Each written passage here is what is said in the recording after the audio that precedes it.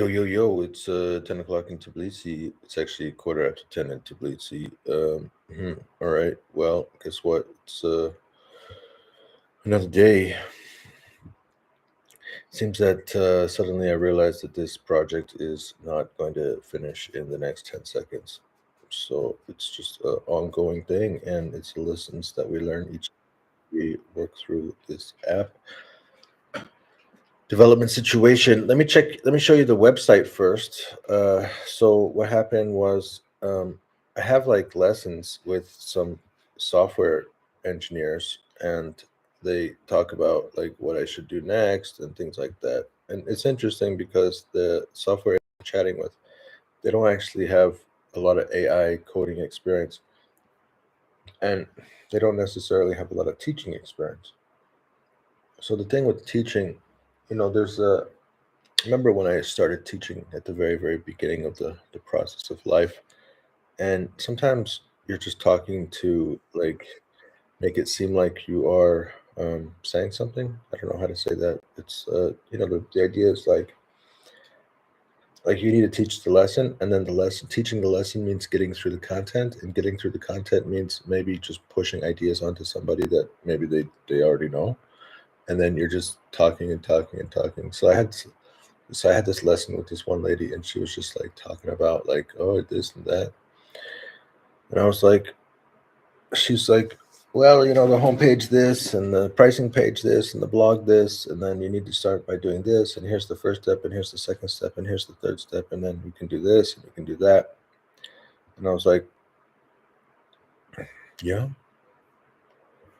like as if I haven't been making videos for like literally for like months and months and months and months and months and months and months and months. So But, so what I'm just doing, what I have to do is I have to wait for her to kind of catch up with um, herself so that she feels comfortable with the things that she said. So after she finished talking, then I just jumped into Google and I said,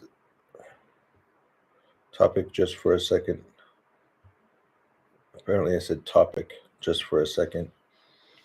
And let's talk about the landing page. So based on your understanding of my project, I want you to recommend a prompt that I can put into replicate.com in order to replicate to create the landing page. And also it is to have a couple of features. Like for example, a home page, it needs to have some kind of menu so it can go into the pricing page. Pricing page, as you know, from my project requirement document.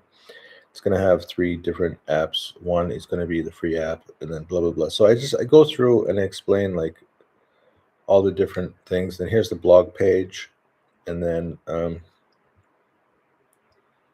as I talked about the price page, the blog page, the home page, and here you go. So as you requested, in fact, I can just play this audio.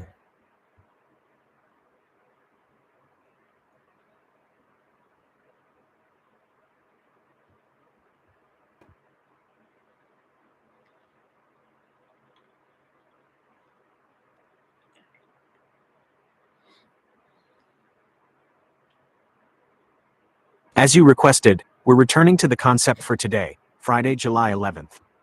Based on my comprehensive understanding of Project Arrowhead from our sessions and your detailed request, I have formulated a prompt for an AI website builder like Replicate. This prompt is designed to be a single, comprehensive brief. It translates your vision and our project's core documents into a structured set of instructions that an AI can use to generate the complete website, including all pages, features, and design elements.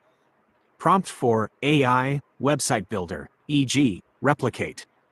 Objective: create a modern, professional, and fully functional website for a SaaS product called the Objective Builder. The site's primary goals are to educate visitors on a unique strategic framework, generate leads through a free tool and content, and convert users to paid, pro, and team tiers.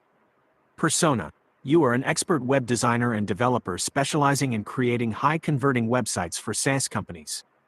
Your design should be clean, strategic, and trustworthy, avoiding playful or overly corporate aesthetics. 1. Global website elements. Main navigation bar should be sticky at the top of the page. Menu items, in this order: 1. Home. 2. Pricing. 3. Blog. 4. Get our free course, links to lead magnet page. Call to action button, a visually distinct button on the far right labeled Use Free Tool, which links directly to the free application. Footer. Include 3 columns. Column 1. Logo and a brief tagline. Column 2. Navigation links, home, pricing, blog, privacy policy, terms of service. Column 3. Social media icons, placeholders for LinkedIn, Twitter. Include a copyright notice at the bottom.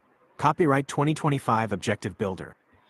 All right, so those are, let's just take a quick gander. So the 3 columns here at the bottom. So it's Project Arrowhead, is strategic thinking for modern businesses. Here's the quick links, terms of service. I wonder what the terms of service says. Okay, the terms of service does not go anywhere. How about the privacy policy? It doesn't go nowhere. How about the blog? It doesn't go anywhere. How about the pricing page? It doesn't go anywhere. What? I don't understand. Maybe something's wrong. All right, let's just refresh. All right, let's just take another quick little terms of service. Yeah, so it says up here terms, but it doesn't actually navigate to that. Oh, here we go. So there's no page found. Interesting. So that means no page found. The blog. All right, here's the blog page. So recent posts, categories, and we got the the copyright at the bottom. We got this social media. There's the pricing page. Yeah, there you go. Find a plan that's right for you. A standalone to-do list, assign tasks and set due dates, track task status, export. Exactly. Everything is free. Everything in free plus save unlimited projects, access to vision and touch-based modules, cloud sync across devices. Yeah. Everything in Pro plus centralized team projects, user role and permission, collaborative editing. Look at that. Exactly. That's the vision right there. Find the plan that's right for you. Choose the perfect plan to accelerate your strategic planning. So this button works good. This button works good. And the homepage. So here we go. Here we are here. Stop running in circles. Start achieving your objectives. Project Arrowhead is a thinking tool that helps managers to align on strategy, clear strategy, align on strategy. I mean, there's a technical definition about strategy that's not necessary. Yeah, okay. Create clear plans. Execute with confidence. Good. Oh, now this is weird. So it's funny because it says use free tool, and then there's an arrow, and then you go over here, and it goes to the pricing page, and then here's the use the free tool page. How it works: our proven HSE framework guides you through strategic planning with 3 essential components. Headlines: illuminate your path forward with clear visibility into your objective and strategic direction. Steering wheel: navigate decisions with precision and maintain control over your strategic initiatives. Engine: power your execution with systematic processes that drive consistent results. Okay, fine. Transform your business strategy. Okay, so here's the blog articles, and then what our users say. Look at what our fantastic users say. This tool transformed our planning meetings from chaotic discussions into focused strategy sessions. We got a clear plan in under an hour. As a founder, making the right strategic choice is everything. Project Arrowhead gave me a structured way to think through my options and de-risk my decisions. Ready to transform your strategy?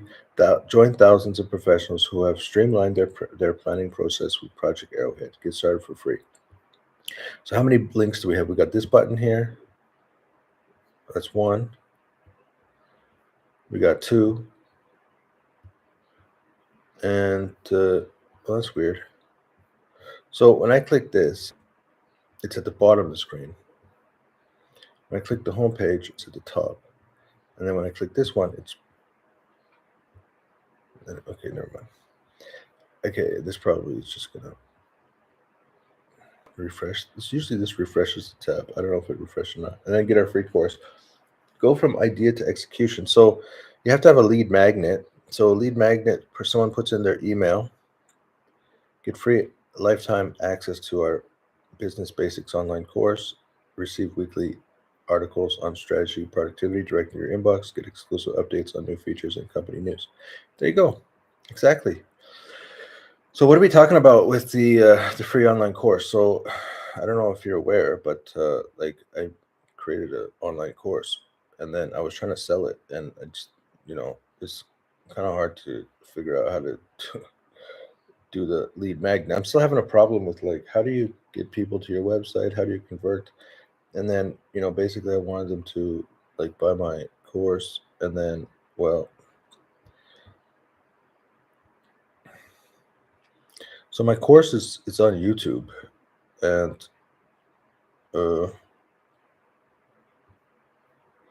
I've spent a lot of time creating it based on my experience teaching students.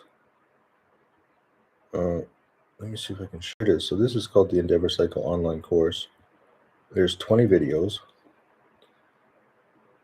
13 views, 74 views, 57 views, 90 views. So this is literally like 90 views. So in the last year, this is like, I told you, I talked to about 100 people a year. So like 90 out of those 100 people clicked this video and watched it. And then they watch this next video, and then they watch the next video, and then they start to drop off, and then they start to drop off, and then what? 0 views. Nobody read this one. Nobody gets to the end. Wow, it's terrible. Anyway, so this is my award-winning course, and it's unlisted, so I just need to send you the link. Once you have the link, you can watch my course. So then the thing is that, like, okay, so now the thing is I need to like connect both of the websites together, which means that actually I need to have like a GitHub repository with all of the, here it is. So here's my homepage GitHub repository. I put all the code into here.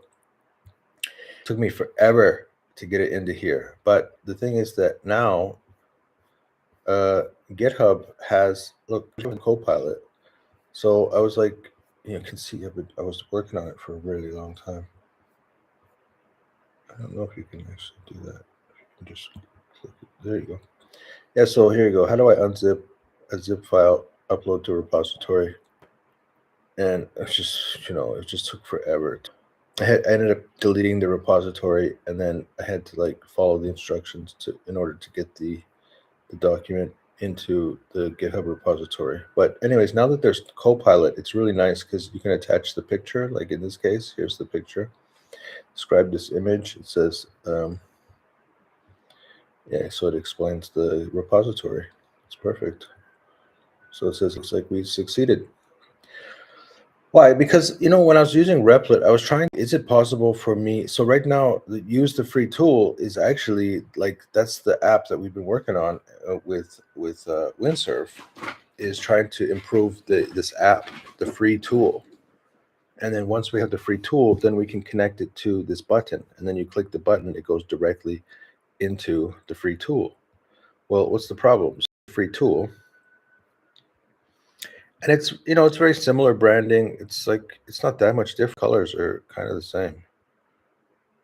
So it doesn't really need to change too much. You click that, and it's going to take you to this Project Arrowhead, the home screen of the Project Arrowhead, which is here. I might need to make some little changes here and there, but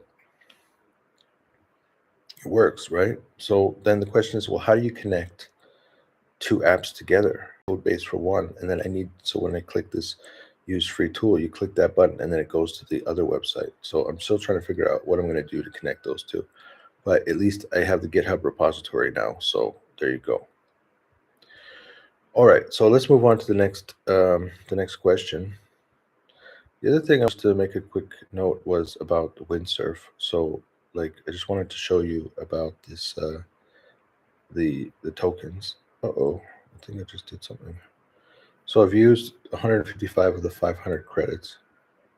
So there you go. We still got time. We still got 19 days. So in the first 10 days, we went through, a third of the tokens. So that's fine. That's perfect. We're in good shape for it. So there's 2 problems here. The first problem is, like, remember Replit? I used all of the tokens in like the first 5 days. And then what? So But then the question is, well, did it build the thing you wanted it to build? Well, I don't know. Did it? It's like, yeah, okay. So, in fact, I built this website with just like one prompt. So that was pretty cool. It did it really, really quickly. And then, but then that's always the case. Like with the one prompt, it always makes like this app, and then everything works fine. And then you want to make some changes, and that's where the issues come from. So after we designing this little home page, see, there you go. So it like, gave it the colors. Like I create the prompt. So this is how I design. I use the actual, just everything. It's created. It's because it already understands my project. Gemini understands my project because it's calibrated with my calibration documents. It knows everything about my project. All right. So here's my request to the previous cascade. All right. Where are we? Let's go to the end. So I just said something to him, and then he said something back, and I said something to him. I said something back. What is this? So excellent guidance. I fully agree with the senior architects. Here's the architecture summary. So I went back to, I took the prompt. There was a prompt about like how to create this workflow. So right now we're doing something that's called Drive, something like we're talking about user stories. And the user story, the idea behind the user story is that, see, the thing is, everything I'm focusing on right now, it's all about calibration. Because the problem is with these context windows, at some point you just like you run out of tokens, and then the thing is like not so smart anymore, or it just takes too long to load, or like there's like so many issues that come as you use the context window for longer periods of time. It needs to sleep, but unfortunately, it's not sleep when it comes to AI context windows. It's death, because once you pass the 1 million context window for Gemini, I guess maybe it's 2 million now. I don't know. Then it starts to lose like its functionality, and then like there's no way to get back the functionality. And also, it sends like the whole every single time. Once you reach 1 million tokens, I think it sends like all 1 million, like everything from the conversation. It doesn't just update. So it's not doing a good job with like maintaining the context and being able to understand all the fine details. And it doesn't have the same type of memory system as humans. And then what happens is like even in Cascade inside of Windsurf, it's the same issue. So, and why is this such a big issue? It's because the process that I'm doing right now includes a lot of testing. Let's see if this works. Let me just check the audio and everything. I closed the window by accident.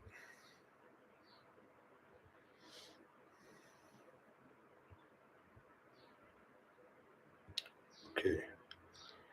So I should be able to hear my voice. Good. All right.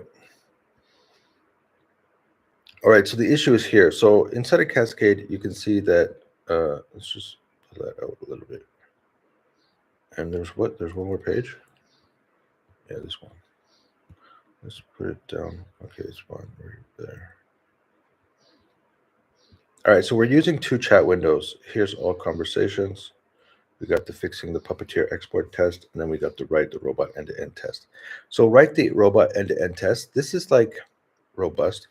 This is the chat where like it was like testing for like a half an hour. I made some automated testing file, and then after that was finished, then it like did another one that took like over like one night I was awake till like 4 a.m. just doing these automated tests.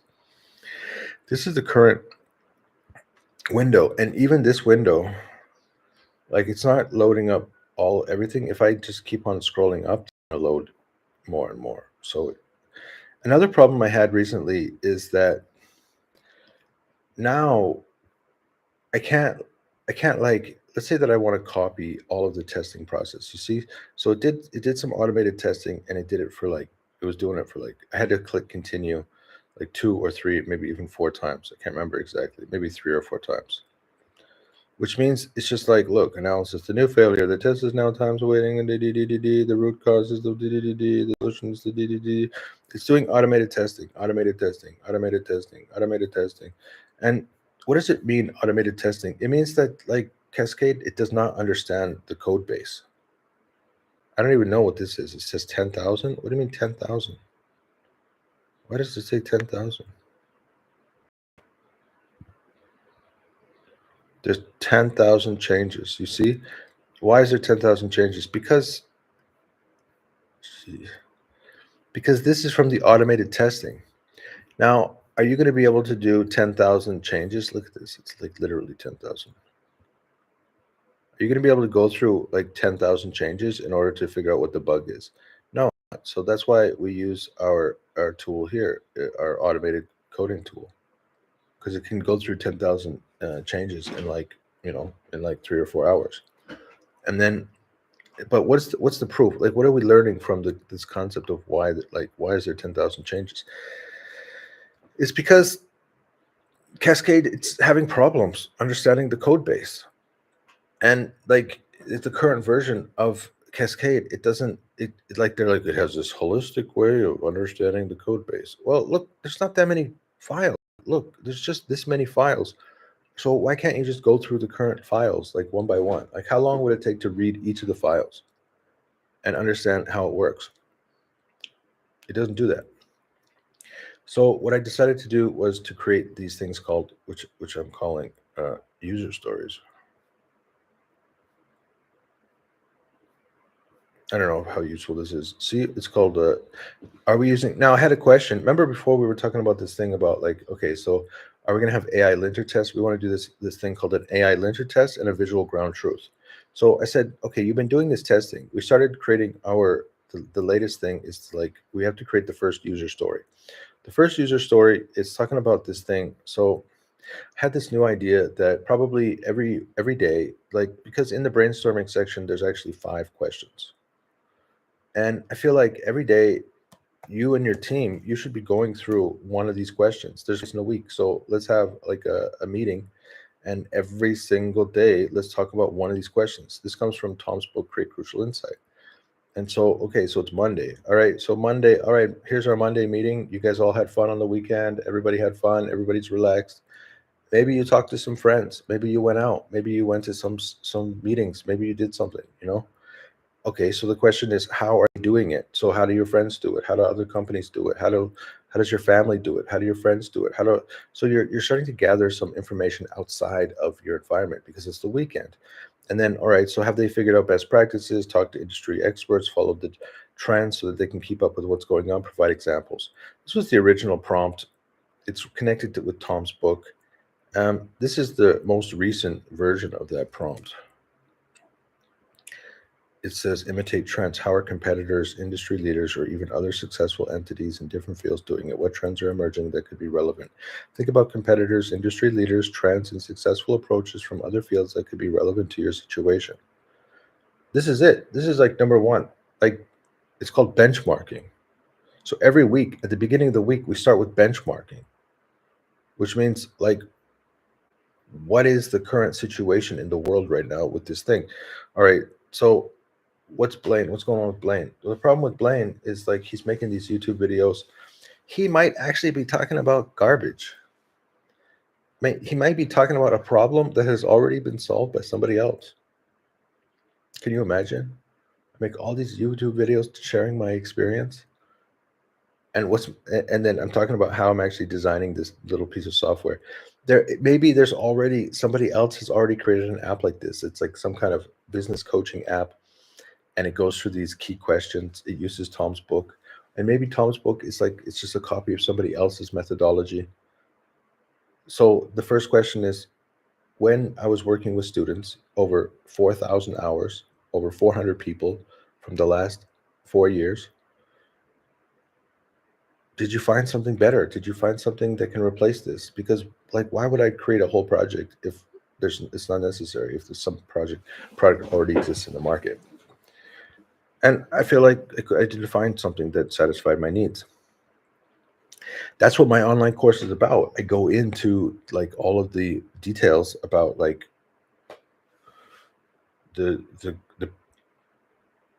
concepts that are like leading the way into the future. And I go through and I teach you all of the concepts that I think are, I mean, you can go into, if you go into my, in fact, I think the best place to go if you want like a quick breather on like what's going on, like how do you understand business consulting and coaching and how do you actually do a business and things like that from day one.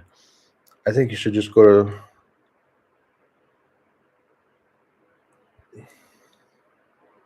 this one. Actually, look, there's 107 views. Look at that. Make a website with AI easy to heart. I literally go through all of these methodologies. I think it's this one.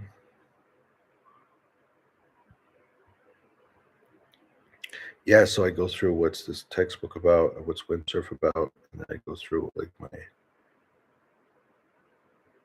go through a lot of different methodologies.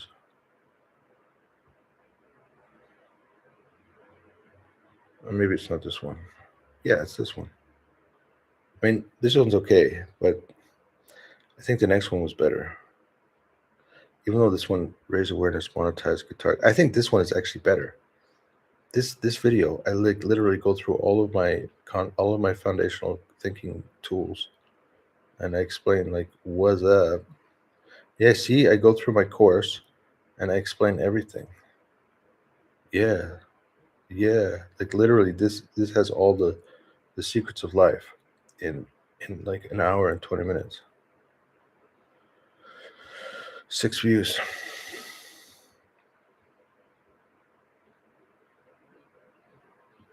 I'll listen to some limitless music.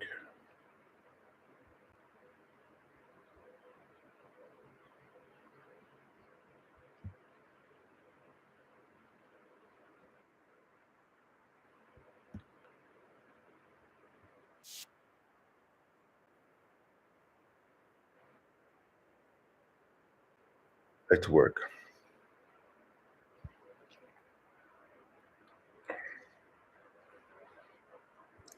Anyway, so I finished the first one. I failed. I acknowledged the warning. I read the current state. My apologies. My apologies. Excellent. All right, I can't copy and paste all the text from this effort. Can you create an exhaustive report of your troubleshooting and issues faced and issues resolved, lessons learned, and steps forward? Of course. Here's a comprehensive report detailing the entire process for debugging and resolving the issue with the Puppeteer end-to-end test. To fix a failing Puppeteer end-to-end test for the brainstorm habit. Yeah, exactly. So it's a test. It's like it's like giving it's imagining that like a team goes through the first 5 steps of the brainstorm module. Right, it's Tuesday. Now that you've examined what others are doing, it's time to generate fresh ideas. Okay, so you figure out the benchmarking, and then you go in and you actually talk about, okay, so what are we trying to do? And then, well, okay, so ignore. So there are things that didn't work in the past or constraints we must acknowledge. What should we consistently ignore, set aside for now? Okay, good. So we had other people are doing it this way. We were thinking about doing it this way. We could just definitely don't do it that way. And then what? How do you combine and connect all the previous ideas? Think of integration, connecting the customers, providers, stakeholders more effectively. How can you shorten the distance, speed up connectors, and better serve all parties? Consider combining ideas from previous steps and think about integration opportunities. How can you better serve customers? All right, so exactly. And then finally, okay, let's play devil's advocate. How could your own plan fail? What are its critical flaws, hidden assumptions, or potential blockers? Next, focus on the competition. It's easier to pass cars going in slow motion. How could we actively slow our competitors down and create a strategic disadvantage for them? There you go. So then there's a little bit of an issue because there's like no button on this page. So how do we download this data? And it had some issues because it was like, well, okay, so I think I'm supposed to be able to download this. So why can't I download it? Oh, we got an issue. There used to be stuff on this page. It's gone. Huh. Because now you can't actually get to the choose module. I mean, you could get it through here. So what happens in the brainstorming module is you come up with a plan. Sometimes you have more than one plan. You have a couple of different scenarios. And if you have a couple of scenarios, then you need to understand what scenarios are being considered. Okay, so the first thing is, like, every team should have like a five. If you have a meeting every day, you can talk about one of these questions every day. And if you go through these modules like every week, eventually you're going to really hone in on what our competitors are doing and what we are doing, so we're all on the same page and everyone talks about the things that will definitely not work, and we are going to be able to integrate more and more each day. And then also we're thinking about exactly how can other people attack us and how can we attack other people. So this is the core. This is also one of the core of Dr. Thomas Buckles' work. I mean, that's why I put it in the brainstorming module. This is the number one idea. See, when I was reading this book, actually, years and years and years, I was always like trying to figure out what message I'm going to share first. I would say that most of the time, most of my efforts to create some kind of application in the past were based on his work related to State Drive, because I always loved this one. Because I was always laid back and I was like trailing. And maybe technically I'm still trailing, right? I don't even have a website yet, so I'm still. But over time I've been able to increase my diligence. So I'm now a hamster. I'm striving. Like, how many years did it take me to go from recollecting to striving? It's insane. But at least now that I have this huge amount of motivation and that we've made a significant amount of progress, so we can say, look, looking back, look, we have increased our level of effort. And now I'm trying to create some methods so that I can increase my level of success, working on my abilities, my skills, my knowledge, all that kind of stuff. And then the second thing that I really liked with Tom's work is he always talks about this this process value chain, because I believe also that massive success is the result of owning the results of complex processes. And software is one of those things that can help you to own a complex process. Like, look what this actually represents. This is a complex process, and we encapsulate it within software. I mean, this is definitely a complex process. It took years and years to create this complex process. And right now, the first little user workload that we just designed is just how to get them through this one card. All right, so what are we doing next? Driving the car. Okay, you're still focused 100% on Operation Drive the Car. So what happened with the AI linter visual ground truth? The AI linter is designed to check newly written application code, files like main.js or the HTML, for flaws before we run tests. Operational Drive the Car. This is a process of writing test code itself. We've been completely immersed in building the testing framework. Once Operation Drive the Car is complete, we'll have a full safety net of E2E tests, and we'll then resume writing new application features. It is that point that the AI linter will become a crucial step in our workflow. Okay. So we're still writing the tests. And the tests, there's like basically well, I mean, yeah, so right now we're writing journeys. The idea is that when we calibrate a new window, then the cascade can run the test and it'll be able to understand the context of the software.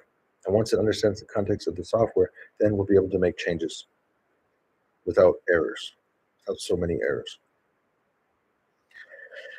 Initially, so the test environment itself was unreliable. Initial runs failed due to missing or misconfigured dependencies. This was compounded by multiple test files running concurrently, creating noise and potential conflicts. Unreliable selectors. The first version of the test used a generic selector. Raised conditions for loading screen. After starting the journey, the test would often fail because it tried to interact with the first steps form field before they were visible. Loading screen overlays. Incorrect assumptions. Export to home page. My initial hypothesis, based on my understanding of the application flow, was that the user would complete the journey. They would be redirected to the home page to export the data. This was fundamentally incorrect. The export controls are only present on the final step page. Is that true? It's not necessarily true. Let's go to this last page. Oh, yeah, it's true. So it's only available on this page. This was the page I was thinking of. Next, objective planning. Start objective planning. Okay, so this takes you over to the, okay, good. So that takes you into here, objective. The objectives module. Which objective would you like to talk about? Clearly state the primary goal and outcomes you're aiming to achieve. Define your primary objective with specific goals. This doesn't, it actually misses some deep research that I've done, which is this idea, which is what objective would you like? Sorry, let me check. The second step. What are some steps to accomplish the objective if you were to delegate it to someone else to do? Exactly. Okay. Incorrect assumptions. Race conditions with sidebar overlay. Once the test correctly stayed on the final page, you encounter a new problem after clicking the sidebar top and overlay would sometimes block the click of the data management link. Puppeteer's visibility checks would correctly fail the test because the element was not clickable from the user's perspective. Race condition with alert dialog. After submitting the fifth and final, the application displays Java alert dialog. The test was not correctly waiting for the dialog to be dismissed before attempting to interact with the sidebar, causing it to fail. The definitive root cause. Navigation race. The application uses this to between steps, which constitutes a full page navigation. The test script, however, was simply clicking next and immediately trying to find elements on a subsequent page. This created a race condition where the test was faster than the page load, resulting in the sector not found timeouts. By repeated attempts to patch this by adding weights to some places but not others, only made the test more unstable. Flawed patching cycle. My own process was a significant issue. Instead of adhering to protocols of grounding, read before you write, I made repeated increments, so patches to the test file based on faulty assumptions. This led to corrupted and messy test files, waiting times, and causing frustration, loop failures. Issues revived. The environment stabilization. Deleted node modules, this, that, installed this, that, renamed. So this is where the computer programmer would need to understand what's going on. Robust selector strategy. Replace the file select directory button, handle the loading screen. Correcting export workflows. Re-architected the test to perform all sidebar and export actions on the final step page. Brainstorm step 5, which was confirmed. Yeah, how did they do that? How did they do the export action? There's no export button. Bypassing the sidebar overlay, implement a robust solution using this executes the Java. Managing alert dialogues, implementing navigation. All right, so it makes this, okay, key lessons learned. Ground truth is non-negotiable. Never trust implicit weights. Isolate limited variables. Clean replacements. Beat incremental patches. Automated diagnostics are essential. Standardize the navigation patterns.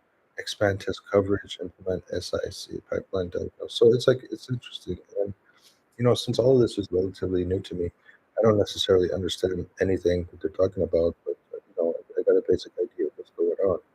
Now, so I took that report and I pasted it first to the other, I pasted it to the other cascade, and I asked the other cascade to comment on it. So I think this is the report. So here, request to my previous cascade. Here's a report from the new cascade. Can you comment on what you have done differently, where it failed, how the work with the new cascade and architect going forward should reduce errors?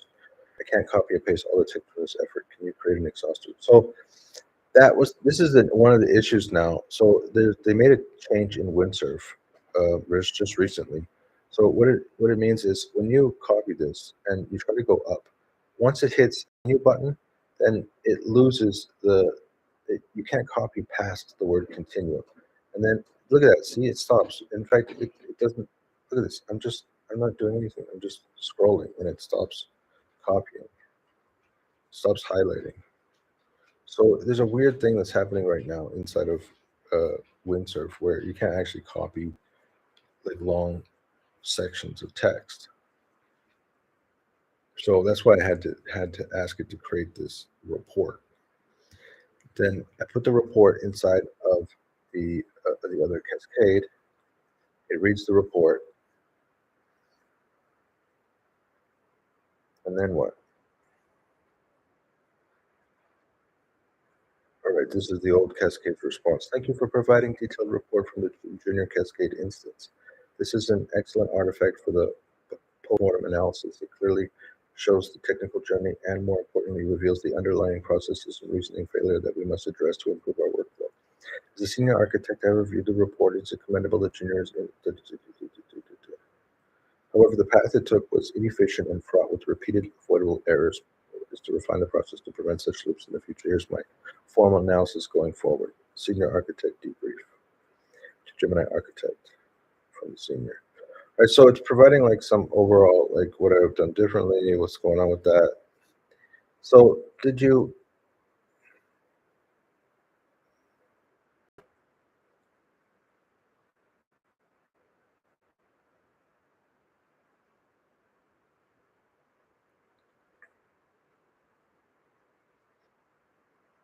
I don't know what this is. What's 5 plus?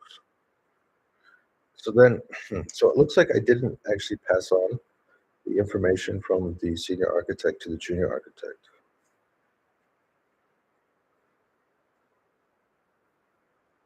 Excellent. This new memory codifying isolates, or did I?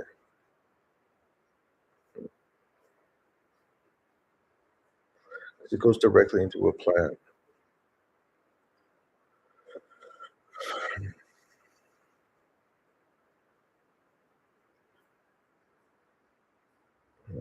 Okay.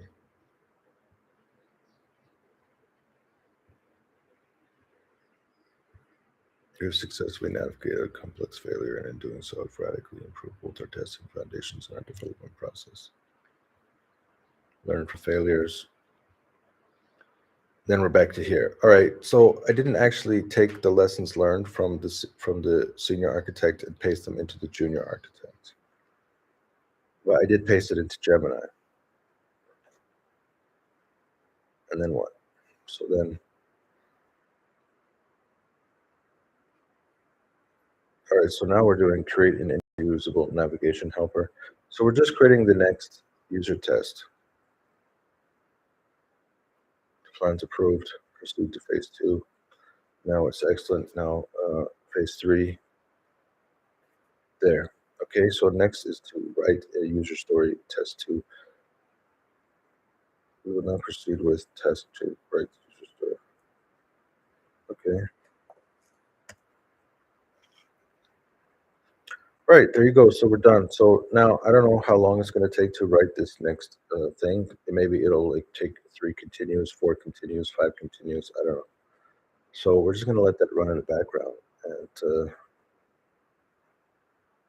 see how well it does this time. All right, so we're just going to do subject, prompt for cascade, subject, write the module for the choose module, copy that, put it in here. Oops, something wrong. And enter. There you go. So I'm just going to let it write, and I don't know how long it's going to take. So anyways, I got a meeting I got to get to. So we'll see you next time.